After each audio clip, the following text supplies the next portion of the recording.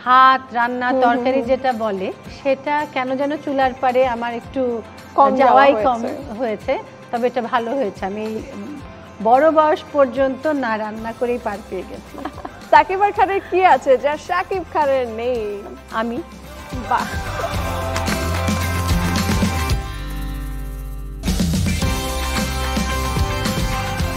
তিনি একজন রানী, তার আত্মা রাজকীয়, আর এই রাজকীয় সত্তায় রয়েছে নিজের প্রতি ভালোবাসা, কাজের প্রতি অগাধ প্রেম এবং মানুষের প্রতি অনন্ত মায়া। দর্শক, এই গুণগুলো যাকে দেখলে ভীষণভাবে মনে পড়ে যায় বারবার, তিনি অত্যন্ত গুণী নৃত্যশিল্পী এবং নৃত্য পরিচালক সামিনা হোসেন প্রেমা। ভীষণ ভালো মনের এই মানুষটিকে সাথে নিয়ে আমি ইন্দ্রাণী শুরু করছি আজকের স্যান্ডালিনা রূপকথা। সামিনা হোসেন প্রেমা এই প্রজন্মের একজন নৃত্যশিল্পী এবং নৃত্য শিক্ষক। নাচ শেখার শুরুটা ছায়ানটে, এরপর রবীন্দ্র ভারতী বিশ্ববিদ্যালয়ে মাস্টার্সের পাশাপাশি প্রশিক্ষণ নেন মণিপুরী নৃত্যের কিংবদন্তি শ্রীমতী কলাবতী দেবীর কাছ থেকে। বাংলাদেশে ফিরে প্রেমা নিজেকে পুরোপুরি নিয়োজিত করেন মণিপুরী নৃত্যের প্রচার ও প্রসারে। গঠন করেন নিজের নৃত্য দল ভাবনা। একই সাথে প্রেমা প্রশিক্ষক হিসেবে যুক্ত রয়েছেন বাংলাদেশ শিল্পকলা একাডেমির সঙ্গে। স্যান্ডেলিনা রূপকথায় আমাদের আজকের অতিথি নৃত্যশিল্পী সামিনা হোসেন প্রেমা।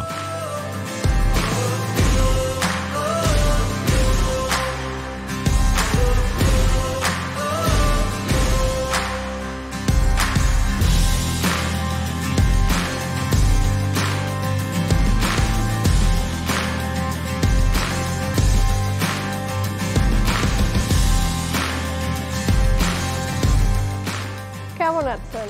খুব ভালো। একজন মানুষ অর্থাৎ একজন নারী কিংবা একজন পুরুষ ঠিক কখন আপনার কাছে অনেক সুন্দর, অনেক মোহনীয় হয়ে ওঠে? যখন সে খুব সাবলীল থাকে এবং একদমই তার নিজের মতোই থাকে। আসলে প্রত্যেকেই নিজের মতো করে খুব সুন্দর। আপনি কতটা নিজের মতন থাকেন? কি চলছে, কোন ধারায় সবাই চলছে সেটার থেকে আমি কিসে কমফোর্টেবল এবং আমাকে আসলে কি মানায় সেটাতেই চলি। একজন নৃত্যশিল্পী আপনি যখন মঞ্চে পারফর্ম করতে হয় তার ঠিক আগে নিজেকে কিভাবে প্রিপেয়ার করে নেন? আমাদের নাচের আগে তো রিহার্সাল বলতে যেরকম একটা প্রস্তুতি থাকে সেটা থাকে, তবে দল নিয়ে যখন কাজ করি তখন দেখা যায় যে দলের প্রতি কনশাস, কে কি ভুল হলো, আরও কত সুন্দর করা যায় সেগুলোতে মনোযোগী হতে হয় বা মনোযোগটা ওদিকে বেশি চলে যায়। তবে যেদিন অনুষ্ঠান থাকে সেই দিন খুব বেশি কনসেন্ট্রেশন নিজের মধ্যেও দিতে হয়। আসলে পারফরমেন্সটা দলের সাথে আমারও থাকে, তো একটু মনে মনে এগুলো নিয়ে নার্চার করতে থাকি। সময় বদলে যায় কিন্তু আভিজাত্যের মানে একই থেকে যায়। স্মরণের ছোঁয়ায় তোমার উপমায় বদলে দিলে যে আমার। স্যান্ডেলিনা সো, রূপচর্চায় আভিজাত্য। তো নাচের অনুষ্ঠানের আগে এবং নাচের অনুষ্ঠানের পরে যখন রিহার্সালের টাইমটা হয় স্পেশালি, এরপরে নিজেদেরকে ভালো রাখতে, সেটা শরীরের যত্নে হোক, মনের যত্নে, স্কিন কেয়ার বা হেয়ার কেয়ারের জায়গা থেকে আলাদা করে কি করা হয়? আলাদা করে বলতে আমি ছোটবেলা থেকে আম্মা খুব তেল দিয়ে দিত মাথায়, এটা আমরা সবসময় দিতাম, কারণ তেলটা দিলে চুলের যে একটা সফটনেস বা একটা গুছানো ব্যাপার থাকে, কারণ চুল বড় ছিল, দুটো বেনি করতে হতো, তো সেরকম একটা ব্যাপার আরামের কারণে আমরা তেলটা আসলে রেগুলার বেসিসে দিতাম, সেটা একটা। আর মাঝে মাঝে মেহেন্দি দিতাম, সেটা এখনো দেই। হ্যাঁ, আমার স্যুট করে তাই দেই। এর থেকে বেশি অনেক বেশি যে চুলের আলাদা করে কোনো চর্চা করতাম খুব তা না, তবে স্কিনের ক্ষেত্রে যেটা করেছি যে সবসময়ই মেকআপটা খুব ভালো করে তুলতাম, স্পেশালি তেল দিয়ে, সেটাও অলিভ অয়েল হতে পারে। এই নাচের জন্য ফিজিক্যাল স্ট্রেংথটা খুবই দরকার, প্রচুর এনার্জি দরকার হয় এবং বলতে গেলে খুবই দম লাগে। তার জন্য আলাদা করে কি কোনো শরীর চর্চার ভিতর দিয়ে যান? আমাদের রিহার্সালটা যথেষ্ট হেল্পফুল হয়, যেহেতু ব্যস্ত জীবনের মধ্যে আলাদা করে অনেক বেশি কিছু করা হয় না, তবে যোগা বা কিছু স্পেসিফিক এক্সারসাইজ আমাদের কোনোভাবে প্র্যাকটিস করা হয় বা সেটার আমরা প্ল্যান করি, সেগুলো হেল্পফুল হয়।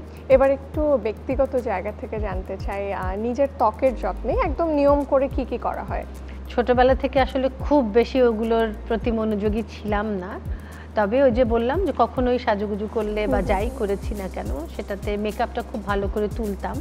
উপটন দিয়েছি, কিন্তু একদম রেগুলার সবকিছু সবসময় করেছি সেই মেনটেনটা আসলে একটু কমই করেছি। ফেসিয়াল করি, এটা করি এখন।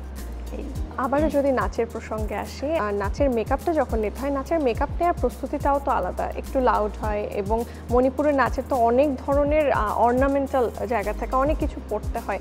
ধাপে ধাপে সেগুলো একটু শুনতে চাই, কিভাবে তৈরি করে নেন নিজেকে?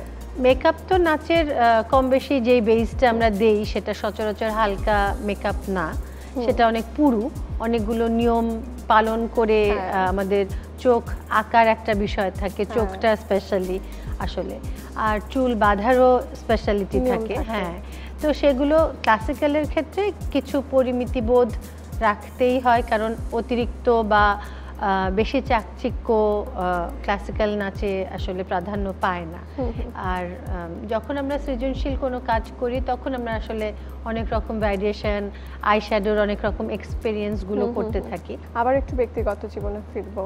একাধারে একজন নৃত্যশিল্পী, শিক্ষক, পাশাপাশি একজন মা এবং একজন স্ত্রী, কাজের জায়গা এবং সংসার, ব্যক্তিগত জীবন কি করে ব্যালেন্স করেন? আমার কাছে মনে হয় নাচটা আমাকে আসলে জীবনটাকে গুছিয়ে করতে শিখিয়েছে। ছোটবেলা থেকে নাচ করবার কারণে পড়া, পরীক্ষা, স্কুল সবসময় একটা প্রেশারের মধ্যে ছিলাম, কিন্তু নাচের প্রতি ভালো লাগার কারণে সেটাতে একটা রিহার্সালে একটা নির্দিষ্ট টাইমে চলে যাওয়া, একটা দেরি করে বাড়িতে ফেরা, তারপর ফিরে পড়া প্রিপেয়ার করা বা ঘর গুছানো, এই ব্যাপারগুলো না ছোটবেলা থেকে হয়ে আসতে আসতে এখন আর আসলে খুব বেশি কষ্ট হয়। সময় বদলে যায়, কিন্তু আভিজাত্যের মানে একই থেকে যায়। স্মরণের ছোঁয়ায় তোমার উপমায় বদলে দিলে যে আমার। স্যান্ডেলিনা সো, রূপচর্চায় আভিজাত্য। ছোটবেলা থেকে আমাদের মা খালারা তো আমাদের খুবই আলাদা করে যত্ন নেন। মায়ের কোনো শাড়ি, মায়ের কোনো গয়না, সেগুলোকে এখন পরা হয়, নিজের স্টাইল স্টেটমেন্টের সাথে কি সেগুলো যুক্ত হয়েছে?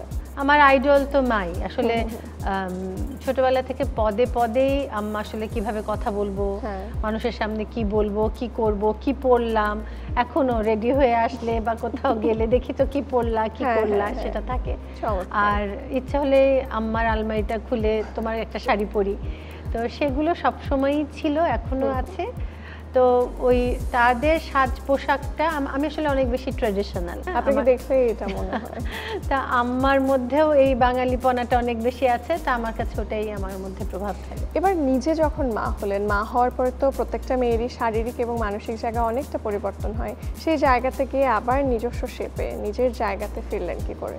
প্রথমে ভাবছিলাম যে কি হবে, এরকম গোলগাল হয়ে যাচ্ছি, তো সেটা আমাদের ক্যারিয়ারের জন্য তো আসলে ঠিক না, সেটাতে একটু সময় লাগে, পরে আপনি এটা কাজ করতে করতে কাজের প্রেশারে তো কমে আসেই।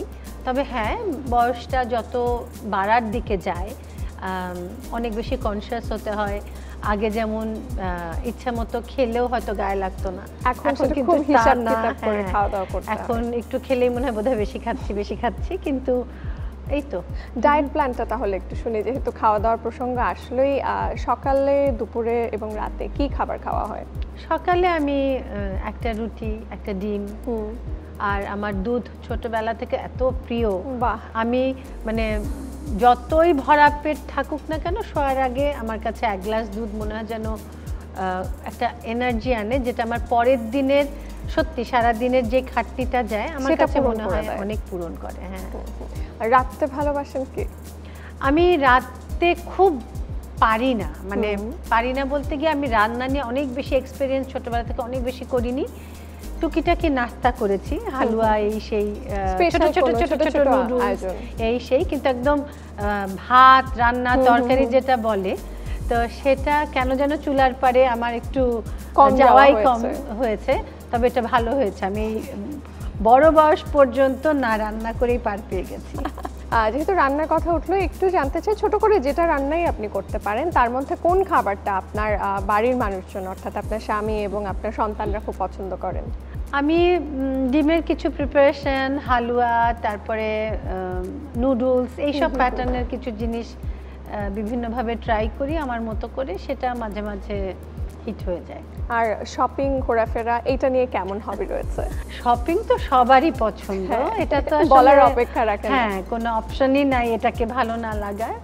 তবে আমার যেটা হয় যে আমি স্পেসিফিক কোনো দাম বা স্পেসিফিক কোনো ব্র্যান্ড এই ধরনের প্রতি আমার কোনো দুর্বলতা কাজ করে না। আমার যে কোনো দামেরই মানে আমার রুচিশীল, আমার সাথে যায় বা আমার কোনো একটা কাজের সাথে মিলে যাবে, মিশে যাবে, সেটা যত ছোট জিনিসই হোক বা প্রয়োজনীয় জিনিস হোক, আমার যখন যেটা চোখে পড়ে আমি কিনি। আর কোথায় কোথায় ঘুরতে ভালো লাগে এবং ঘুরতে গেলে আপনার ব্যাকপ্যাকে কি কি থাকে?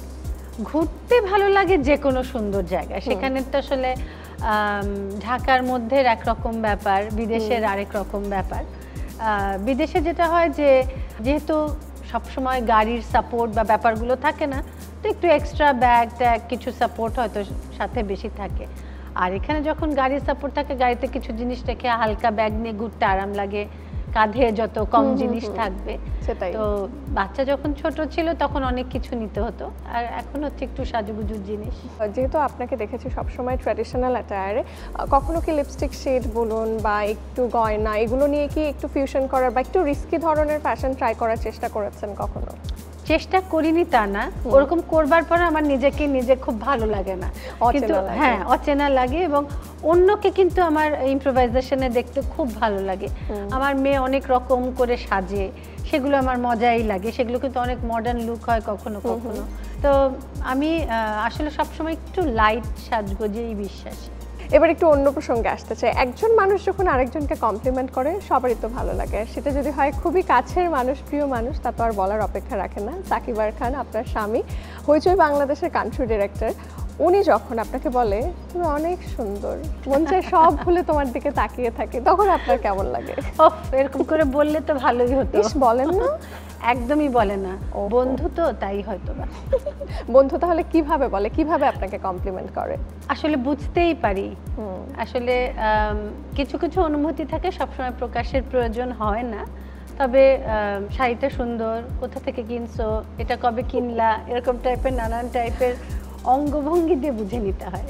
আপনি এবং আপনার মেয়ে গত বছর লাস্ট ডিফেন্ডার্স অফ মনোগামীতে অভিনয় করেছিলেন। আমাদের কাছে তো আপনার অভিনয় বলুন, আপনার প্রেজেন্স অসাধারণ লেগেছে। সেখানে চঞ্চল চৌধুরীর সাথে কাজ করেছিলেন। অনেকদিন পরে যে ক্যামেরার সামনে অভিনয়ের জন্য আপনি দাঁড়ালেন, সেই জায়গা থেকে দুজন মিলে প্রস্তুতি কিভাবে নিয়েছিলেন? প্রস্তুতি তো জিনিসটা তো বোঝার আগেই একটা অঘটন ঘটে গেল টাইপের, মানে অভিনয়টা আমার কাছে এরকম। আসলে নাচের মধ্যে যে অভিনয়টা আছে, আমরা যেহেতু ড্যান্স ড্রামা বা নানান টাইপের কাজ নিয়ে ভাবি, এক্সপেরিয়েন্স করি, আর নাচ মানে তো ফুল অফ এক্সপ্রেশন। হ্যাঁ, সেটাই তো, ওটাই কাজে লেগেছে। তবে ফারুকি ভাই যেহেতু আমার কথা ভেবেছেন, সেটা একটা এক্সাইটমেন্ট ছিল। আর সেই সাথে আমার মেয়েকে সাথে নেওয়া হয়েছিল, আসলে রায়ের কারণেই আমার অনেকটা নিজেকে এগিয়ে নেয়, নিজেকে নিয়ে খুব ভয় ছিল। তো রায় খুব ভালো কাজ করেছে, আর চঞ্চল ভাই সাথে থাকাতে যেরকম হেল্প হয়েছে, আর চঞ্চল ভাইয়ের কথা ভেবে সত্যি একটু নার্ভাস ছিলাম, তবে প্রত্যেকে খুব কোঅপারেটিভ ছিলেন। ছোট্ট করে একটু জানবো ওভারঅল এক্সপেরিয়েন্স কেমন, এবং ফার্দার কি আপনাকে আরো অভিনয় দেখতে পাবো নিয়মিতভাবে? হ্যাঁ, আমার সত্যি আমি উৎসাহ পেয়েছি এবং ইন্টারেস্টও আছে। ভালো কাজ, ভালো স্ক্রিপ্ট, ডেফিনেটলি ভালো মেকিংয়ের যে কোনো কিছু বুঝলে আমি নিশ্চয়ই সেটাতে মানে আগ্রহী আছি। নিশ্চয়ই আমরাও সেই আশাটা রাখি, আপনাকেও আমরা নিয়মিত দেখতে চাই, সেটা যে কোনো মাধ্যমের অভিনয় হোক, ওটিটি বা ফিকশন বা কখনো হয়তো বড় পর্দায়।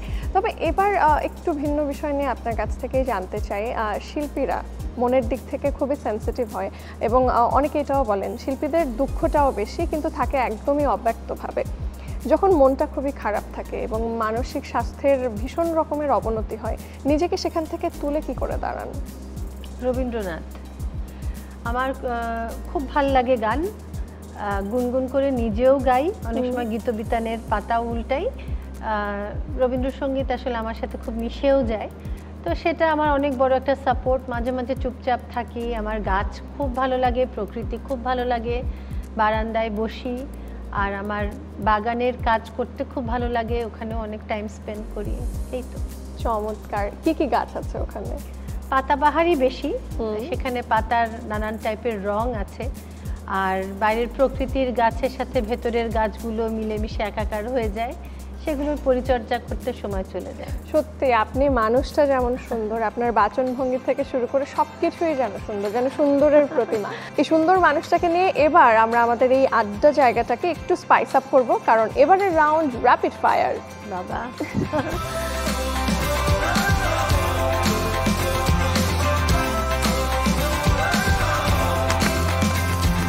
তো আমরা চলে এসেছি র্যাপিড ফায়ারে। তো র্যাপিড ফায়ারের 3টা খুবই ইম্পর্টেন্ট নিয়ম রয়েছে। নাম্বার 1, কোনো প্রশ্নের উত্তর স্কিপ করা যাবে না। নাম্বার 2, কোনো প্রশ্নের ডিপ্লোম্যাটিক আনসার আমরা নেব না। এবং নাম্বার 3, আপনাকে উত্তর এত দ্রুত এবং এমনভাবে দিতে হবে যাতে থাকবে ফায়ার, কাঠগড়ায় দাঁড়ানোর মতো খানিকটা তাই। ওকে, আমরা শুরু করছি। 3টে বিউটি প্রোডাক্ট যেগুলো ছাড়া আপনি বাসা থেকে বের হন না। Sunscreen, normal cream, lipstick. আচ্ছা, ফেভারিট বিউটি ব্র্যান্ড? এস্টি লডার। যদি আপনাকে ঢাকার স্ট্রিট ফুড অ্যাম্বাসেডর করা হতো, আপনি কোন খাবারের জন্য প্রচারণা করতেন? ফুচকা। কোন লিপস্টিক শেড আপনার go to? Nude, red or pink? Nude. কখনো কি এমন হয়েছে যে অনলাইনে আপনি এমন কিছু অর্ডার দিলেন কিন্তু এলো অন্য আরেকটা? খুব বেশি না। দিনে কোন সময়টা সবচেয়ে ভালো অনুভব করেন? বিকেলবেলা, দুপুরে রোদ পড়ে যাওয়ার পর। গধূলি বেলা। গধূলি। ইন্ডাস্ট্রিতে আপনার সবচেয়ে কাছের বন্ধুকে? সাকিব। কোন শিল্পীর ওয়ার্ড্রোব ছিনতাই করতে চান? নিপাপা। আপনার সবচেয়ে বড় শক্তি কি? মনের জোর। আর সবচেয়ে বড় দুর্বলতা? সত্যি কথা বলা। কোন খাবার দেখলে ডায়েট ভুলে যান? সুশি। রোমান্টিক ডিনার নাকি বন্ধু বান্ধবদের সাথে আড্ডা? বন্ধু বান্ধবদের সাথে আড্ডা। এরপর যদি আবারও অভিনয়ের অফার আসে, কার বিপরীতে অভিনয় করতে চান? যে কোনো ভালো চরিত্রের বিপরীতে। যদি আপনার জীবন সঙ্গী সাকিব আর খানকে নিয়ে কোনো ওয়েব সিরিজ হয়, সিরিজের নাম কি হতে পারে? নাম্বার 1 সাকিব খান। দারুণ। সাকিব আর খানের কি আছে যা শাকিব খানের নেই? আমি। বাহ, চমৎকার। আপনার সাথে আমি র্যাপিড ফায়ার খেলতে একটু ভয় পাচ্ছিলাম যে ঠিকঠাকভাবে আমি কি প্রশ্ন করব, আপনি কতটা কমফোর্টেবলি উত্তর দেবেন, বাট আপনি চমৎকার একজন। আপনার কেমন লেগেছে? পরীক্ষায় পাশ করলাম কিনা বুঝতে পারছি না। আপনার সাথে গল্পে গল্পে আড্ডায় চমৎকার একটা সময় কাটালাম। খুব ভালো থাকবেন। আগামী জীবনের জন্য অনেক শুভকামনা। আর স্যান্ডালিনা রূপকথার পক্ষ থেকে আপনার জন্য রয়েছে একটি আকর্ষণীয় গিফট হ্যাম্পার।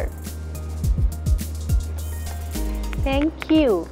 তোমাদের সবাইকে অনেক অনেক ধন্যবাদ এবং স্যান্ডালিনা রূপকথাকে তো অনেক অনেক শুভেচ্ছা এবং মাছরাঙা টেলিভিশনকে অনেক ধন্যবাদ আমাকে ডাকবার জন্য।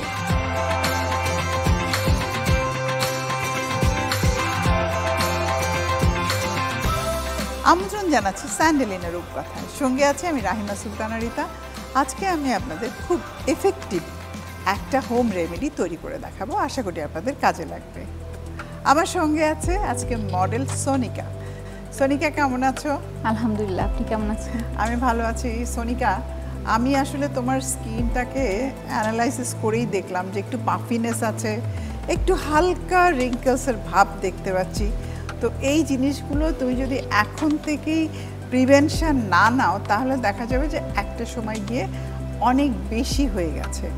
তো আমি সেই জন্যই তোমার জন্য একটা ক্রিম তৈরি করে দেখাবো যেটা অ্যান্টি এজিংয়ের কাজ করবে, কোলাজেনকে বুস্ট করবে এবং তোমার স্কিনকে একটা ফ্ললেস স্কিন দিবে।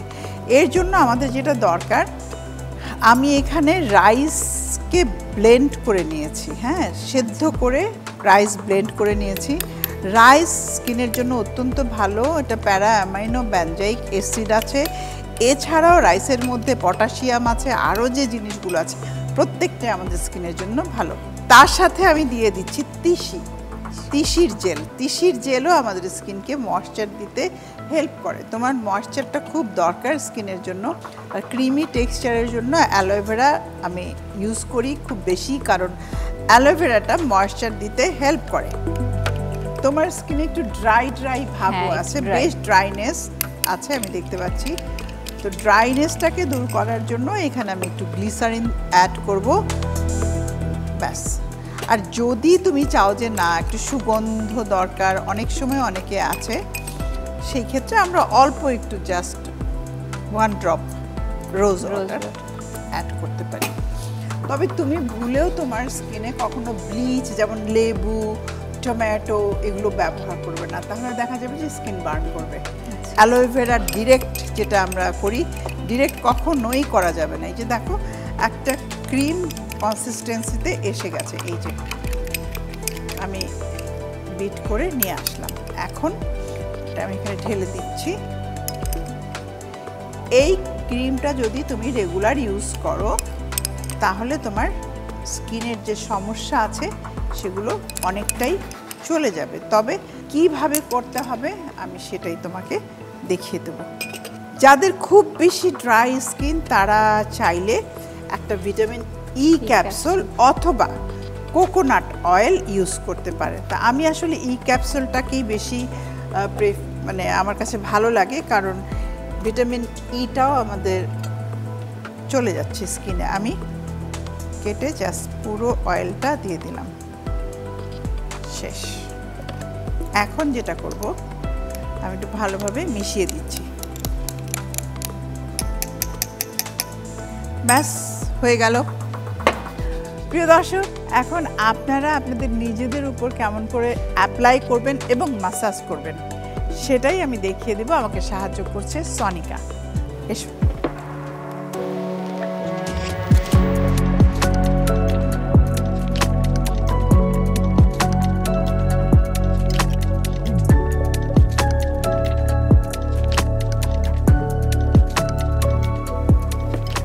আজকে আমি সোনিকার টাইপ অনুযায়ী আমি একটা ক্রিম এখানে তৈরি করলাম, যেটা কিনা সোনিকার অ্যান্টি এজিং এবং যে সমস্যাগুলো আছে সেগুলো চলে যাবে।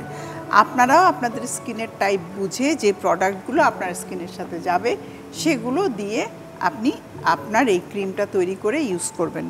আমি এখন দেখিয়ে দিচ্ছি কেমন করে ব্যবহার করতে হবে। যেহেতু সোনিকার স্কিনটা অনেক ড্রাই, যার জন্য আমি লাস্টে ভিটামিন ই সিরামটা ইউজ করলাম, সাথে এই ক্যাপটা আমি একটু ড্যাব ড্যাব করে এখানে দিয়ে দিচ্ছি। প্রথমে সোনিকার এই জায়গাটা, এই পোর্শনটা কিন্তু একটু ফোলা আছে, তুমি একটু হালকা মাসাজ করো, মাসাজ করলেই দেখবে যে মিশে গেছে। হ্যাঁ, সুন্দর করে রাব করে মাসাজ করে ফেলো, খুব ভালোভাবে করো, রাব করো, তাহলে দেখবে যে চলে গেছে। আসলে ক্রিম লাগানোটা বড় কথা না, মাসাজ করাটা বড় কথা।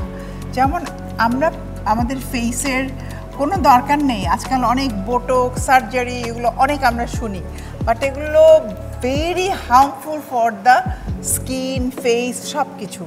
আমরা যদি মাসাজটা জানি যে কি এই ধরনের ক্রিম তৈরি করে কিভাবে মাসাজ করলে আমি চাইলে আমার ফেসকে প্রপার শেপে নিয়ে আসতে পারি। যেমন তোমার এই যে পাফিনেস আছে, যেমন ঘুম থেকে উঠলে তুমি বললে যে এটা বেশি হয়, সকালে ঘুম থেকে উঠে তুমি জাস্ট 2 হাত দিয়ে, আমি জাস্ট তোমাকে দেখিয়ে দিচ্ছি, এইটা করো। তারপরে সেকেন্ড স্টেপটা আমি আবার দেখাবো। এই কানের লাস্ট পর্যন্ত যেতে হবে, হ্যাঁ হ্যাঁ, এই পর্যন্ত যেতে হবে। এই মাসাজটা যদি রেগুলার করা হয় তাহলে পাফিনেসটা অনেকটাই কমে যাবে, থাকবে না। তারপরে এই জায়গাটা একটা ভাঁজ আছে, এই ভাঁজটাও যদি তুমি কমাতে চাও সেই ক্ষেত্রে এটাকে, এই যে আঙুলটা আছে তুমি দেখো, এই আঙুলটা দিয়ে এরকম করে এরকম করে এরকম করে এরকম করে সার্কেল মোশনে এরকম এরকম করতে হবে, করো, এরকম করে করতে হবে, ঘষতে হবে একটু প্রেশার দিয়ে, হ্যাঁ প্রেশার দিয়ে, ইয়েস দিস ইজ প্রেশার দিয়ে করতে হবে। এই মাসাজটা করলে যেটা হবে, তোমার যে পাফিনেস, ফুলা ভাব যেগুলো তোমার মধ্যে রয়েছে স্কিনের মধ্যে, সেগুলো দেখবে যে আস্তে আস্তে চলে গেছে। কিন্তু এটা তোমাকে প্রতিদিন 20 মিনিটস আয়নার সামনে দাঁড়িয়ে, মানে মুখ ধুয়ে রাতে ঘুমোতে যাওয়ার আগে যদি করো, ঘুম থেকে ওঠার পরে যে ফোলা ফোলা ভাব থাকে, পাফিনেস থাকে, সেটা স্কিনের চলে যাবে। প্লাস স্কিনের যত প্রবলেম আছে তোমার, রিঙ্কেলস, তারপরে বিভিন্ন ধরনের আনইভেন টোন, সেগুলো চলে গিয়ে একটা চমৎকার ঝকঝকে, যেটাকে আমরা বলি একটা ফ্ললেস স্কিন তুমি পাচ্ছ। প্লাস তোমার অ্যান্টি এজিংয়ের কাজটাও করছে। আমাকে সাহায্য করার জন্য তোমাকে অসংখ্য ধন্যবাদ। আপনাকে অসংখ্য ধন্যবাদ এতগুলো টিপস দেওয়ার জন্য। প্রিয় দর্শক, আপনাদের একটা কথা বলতে চাই, যে কোনো সার্জারি না করে আপনি যদি সঠিক নিয়মে সঠিক প্রোডাক্ট দিয়ে আপনার এই মাসাজগুলো আপনি প্রতিদিন প্র্যাকটিস করেন, তাহলে দেখা যাবে যে আপনার পুরো ফেসটা একটা প্রপার শেপে চলে আসবে। তার জন্য দরকার একটু ধৈর্য, একটু সময়, আর সবচেয়ে বড় জিনিস যেটা, নিজেকে ভালোবাসা। ভালো রাখার চেষ্টা করা, তবেই আপনি আপনার নিজেকে সুন্দর রাখতে পারবেন। দেখা হবে আবারও।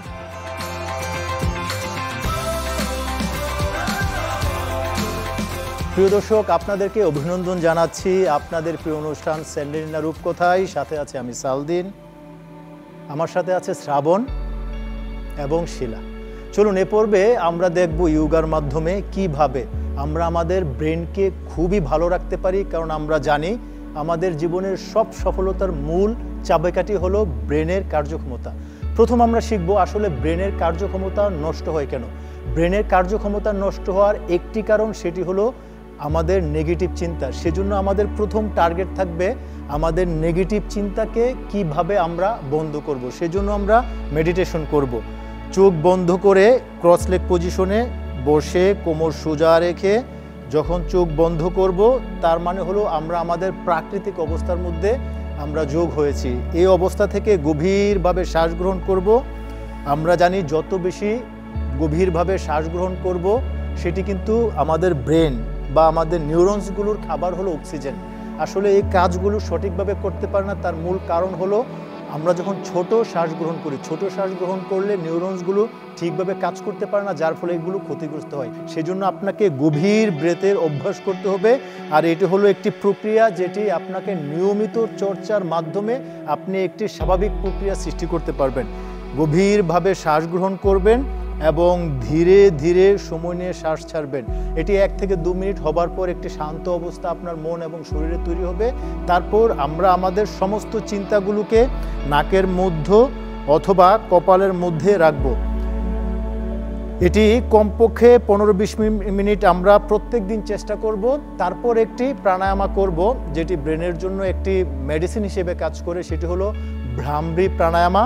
আমাদের বৃদ্ধাঙ্গুল দিয়ে কানকে বন্ধ করব, তারপর সবগুলো আঙ্গুল দিয়ে জাস্ট চোখ এবং এই জায়গাটিকে আলতো করে স্পর্শ করে ভ্রামরী সাউন্ড করব এবং চেষ্টা করব ব্রেনের মধ্যে একটি ভাইব্রেশন হবে সেটিকে অনুসরণ করার। গভীরভাবে শ্বাস গ্রহণ করে মাকারা সাউন্ড বা ভ্রামরী সাউন্ড বলি এটা আমরা। এবং আপনি যখন এটি করবেন আপনি খেয়াল করবেন আপনার ব্রেনের মধ্যে একজন কম্পন হচ্ছে। আপনি যখন ফোকাস করবেন সেখানে বেসিক্যালি এই ফোকাসের সাথে কিন্তু আমাদের নিউরনসগুলো সব কার্যক্ষমতা বৃদ্ধি পায় এবং অ্যাক্টিভেট হয়। এটি কমপক্ষে প্রত্যেক দিন 12 থেকে 13টি বা 14-15টি রাউন্ড আমরা করব খুব সহজভাবেই। আর আমাদের মনোযোগ থাকবে ব্রেন ভাইব্রেশনের মধ্যে। এটি শেষ হয়ে যাওয়ার পর এবার আমরা দাঁড়িয়ে খুব সহজভাবে ব্রেনকে ভালো রাখার জন্য আসন করব। আমরা এমনভাবে ডিজাইন করেছি পা দুটো প্রসারিত হয়ে খুব সহজে সব বয়সে সবাই যেন করতে পারে। গভীরভাবে শ্বাস গ্রহণ করে হাত দুটো উপরে রেখে শরীরকে লেনথিন করে এখন মাথাকে যতটুকু সম্ভব ছেড়ে দিব। এটি একটি এমন চমৎকার প্রক্রিয়া, আপনি যখন এখানে গভীরভাবে শ্বাস গ্রহণ করবেন আমাদের ব্লাড সার্কুলেশন, রক্ত চলাচল, আমাদের বেসিক্যালি ফ্রন্টাল লোব এখানে প্রসারিত হবে এবং মাথার মুকুটে প্রসারিত হবে, যার ফলে আরামদায়ক অবস্থা সৃষ্টি হবে। এটির কার্যক্ষমতা বৃদ্ধি হবে। এখানে আমরা কমপক্ষে 30 সেকেন্ড সময় থেকে 1 মিনিট সময় থাকবো এবং সব বয়সী মানুষজন এটি আমরা করতে পারবো। এখন আমরা সর্বশেষ 2টি আসন দেখাবো একই সাথে। শ্রাবণ দেখাবে শোল্ডার স্ট্যান্ড, শিলা দেখাবে হেড স্ট্যান্ড। প্রথম শ্রাবণ খুব সহজভাবে দেখাবে। এটি করবার জন্য যে কোনো বয়সের পরিপূর্ণ করবার দরকার নেই, যে যতটুকু পারবেন ততটুকুই করবেন। গভীরভাবে শ্বাস গ্রহণ করে শুধু নিচের অংশটুকুকে উপরে তুলবার চেষ্টা করব। যদি এটা সোজা হয় ভালো, না হলে আপনি চেষ্টা করবেন ওয়ালে বা কোথাও সাপোর্ট দিয়ে করবার। আপনি যখন এভাবে সাপোর্ট রাখবেন আপনার রক্ত চলাচল কিন্তু পরিপূর্ণভাবে আমাদের মাথার দিকে প্রবাহিত হচ্ছে। আমি পূর্বেই বলেছি এখানে যত বেশি রক্ত চলাচল বৃদ্ধি হবে নিউরনসগুলো সঠিক অবস্থা ফিরে পাবে, কার্যক্ষমতা বৃদ্ধি পাবে। এখানে আমরা কমপক্ষে 30 সেকেন্ড সময় থেকে 1 মিনিট সময় থেকে ধীরে ধীরে মুক্ত হয়ে আমরা শবাসনায় বিশ্রাম করব। যারা এটি করতে পারবেন বা তারা হেডস্ট্যান্ড করার চেষ্টা করবেন শীর্ষাসনা, এটি একটি চমৎকার আসন ব্রেনের জন্য। এটি আপনি ওয়ালে সাপোর্ট নিয়েও করতে পারেন, অথবা যারা এটি না পারবেন তারা বিছানায় শুয়ে মাথাকে নিচের দিকে আপনি রেখে দিতে পারেন, একই কাজ হবে। ঠিক এই প্রক্রিয়ায় আপনি গভীরভাবে শ্বাস প্রশ্বাস যখন গ্রহণ করবেন আমাদের মাথার মুকুটের মধ্যে ওখানে রক্ত চলাচল চাপ প্রয়োগ হওয়ার ফলে কিন্তু নিউরনসগুলো অ্যাক্টিভেট হয়, বিশেষ করে হাইপোথ্যালামাস, এবং আমাদের সব ফাংশন কিন্তু বেসিক্যালি এই জায়গা থেকে। এইখানে যখন রক্ত চলাচল এবং অক্সিজেন প্রবাহ কমে যায় তখন তার সাথে শরীরের অন্য সমন্বয়গুলো থাকে না, যার ফলে মস্তিষ্ক তার কার্যক্ষমতা হারাতে থাকে। এখানে আমরা যতটুকু সময় 1 মিনিট বা আপনি প্র্যাকটিস করে বেশি সময় থাকতে পারবেন। তারপরে এসে হেডস্ট্যান্ড থেকে আমরা সবসময় শিশু বা বজ্রাসনায় বা চাইল্ড পোজে বিশ্রাম নিব। প্রিয় দর্শক, মস্তিষ্কের কার্যক্ষমতা বৃদ্ধির জন্য এই আসনগুলোর পাশাপাশি আমরা যেটা শিখেছি সেটা হলো কোনোভাবে নেগেটিভ চিন্তা করব না। নেগেটিভ চিন্তা করলে আমাদের মস্তিষ্ক ক্ষতিগ্রস্ত হয়। কোনোভাবে শর্ট ব্রেথ নিব না। শর্ট ব্রেথ নিলে আমাদের মস্তিষ্কের খাবার অক্সিজেন সেটি পায় না। আগামী পর্ব দেখবার আমন্ত্রণ জানিয়ে আজকের মতো এখানে শেষ করছি। ভালো থাকুন, সুস্থ থাকুন, আমাদের সাথেই থাকুন।